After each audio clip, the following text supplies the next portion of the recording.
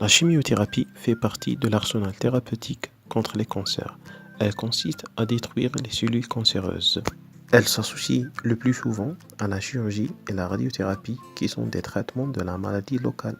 Elle agit spécifiquement sur les cellules lorsqu'elles se divisent pour se multiplier. Cette action destructrice s'exerce donc sur les cellules cancéreuses, mais ainsi sur les cellules qui se renouvellent rapidement, principalement les cellules de la moelle osseuse, les cheveux, de la peau et des muqueuses, notamment la muqueuse buccale. La durée totale du traitement et leur mode d'administration sont variables en fonction des médicaments utilisés et de l'objectif de la chimiothérapie. Elle peut se faire soit d'une manière continue, tous les jours pendant une période donnée, ou en cure successive, ça veut dire par des cycles. Ça veut dire chaque cure ou séance de perfusion est suivie d'une période de repos qui permet au corps de récupérer, ça veut dire des périodes de rémission. Les schémas d'administration sont variables d'un protocole de traitement à un autre. Ils comprennent habituellement 4 à 6 cures, le plus souvent espacées de 21 jours.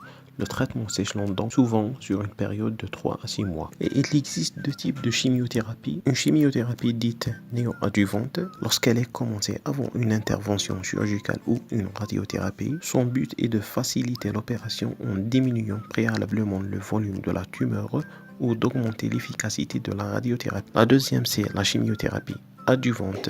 Elle est commencée après une opération chirurgicale. Elle a pour objectif d'éliminer les cellules cancéreuses qui seraient encore présentes à distance de la lésion primitive. En ce qui concerne les médicaments utilisés dans cette thérapie, on a les agents cytotoxiques ou cytostatiques, comme les agents alkylants, et les agents antimétabolites, comme le méthotrexate. On a une hormonothérapie, comme les stéroïdes et les glucostéroïdes et les oestrogènes, les modificateurs de la réponse immunitaire. Les anti-angiogéniques, ce sont des médicaments utilisés pour empêcher la croissance de nouveaux vaisseaux sanguins. Angiogénèse, ces médicaments sont indiqués dans le traitement de certains cancers. Et enfin, les anti-résorbeurs osseux. La chimiothérapie a des effets secondaires sur le plan général, comme les chutes de cheveux, les nausées et les vomissements, et le risque pancytopénie, qui est caractérisé par une baisse des globules blancs, rouges et plaquettes. Ceci est dû à son effet sur la moelle osseuse qui peut entraîner une baisse du nombre de globules blancs, leucopénie, en particulier des polynucléaires neutrophiles, neutropénie et des lymphocytes, lymphopénie. Cette baisse entraîne un risque accru d'infection car les moyens de défense du corps sont réduits et surviennent en général entre le 8e et 12e jour qui suit la chimiothérapie. Une baisse des globules rouges, anémie, chargée de transporter l'oxygène dans tout le corps. L'anémie se manifeste principalement par une pâleur et une fatigue qui ne s'atténuent pas avec le repos. Une baisse du nombre de plaquettes, une thrombopénie qui participe au phénomène de coagulation ou de l'hémostase du sang. Une diminution des plaquettes augmente le risque d'hématome et de saignement. Sur le plan buccal, la répercussion se fait par des mucites, des infections, des saignements, une pâleur, une hypocyalie et une altération du goût. Donc le médecin dentiste va faire face à un risque infectieux lié à la neutropénie, à un risque hémorragique lié à la thrombopénie, à un risque médicamenteux chez les patients qui prennent du méthotrexate. Dans ce cas-là, la prescription des pénicillines et des ANS elle est déconseillée. Pourquoi ? Parce qu'on aura une augmentation de la toxicité hématologique de méthotrexate par diminution de son élimination rénale, qui est de même pour les pénicillines et les ANS. Et on aura un risque lié à la maladie elle-même dans le cas d'aplasie médulaire.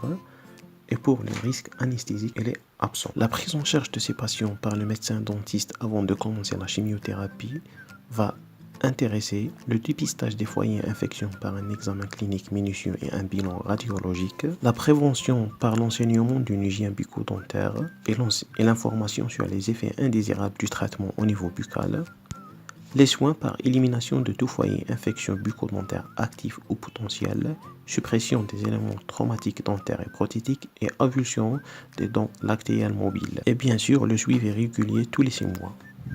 Au cours de la chimiothérapie, le patient aura soit une hypoplasie ou une aplasie et l'intervention va être au cours de la période de la rémission dans les fenêtres thérapeutiques, généralement entre 2 séances de chimiothérapie à partir de la première ou de la 2e semaine bien sûr, avec un avis du médecin oncologue qui doit préciser l'état et les médicaments en cours. Et il faut, avant tout geste sanglant, il faut demander une FNS pour évaluer l'hypoplasie. L'intervention se fera avec des polynucléaires neutrophiles plus de 500 avec un taux d'hémoglobine de 2 mg au minimum et avec un taux de plaquettes supérieur de 50 000. L'antibioprophylaxie, elle est de règle 2 jours avant ou la veille de l'acte qui sera continuée jusqu'à la cicatrisation. Les mesures d'hémostase locale seront respectées si on aura un taux de plaquettes entre 60 000 et 90 000. Ces moyens seront facultatifs avec un taux de plaquettes plus de 100 000 et au-dessous de 50 000, l'acte se fera en milieu hospitalier avec une transfusion. La temporisation de l'acte sera privilégiée. Il faut signaler qu'on doit respecter de préférence la période de cicatrisation avant de commencer une séance de chimiothérapie. Il faut signaler que la phase d'hypoplasie médulaire, le risque hémorragique et infection sont modérés.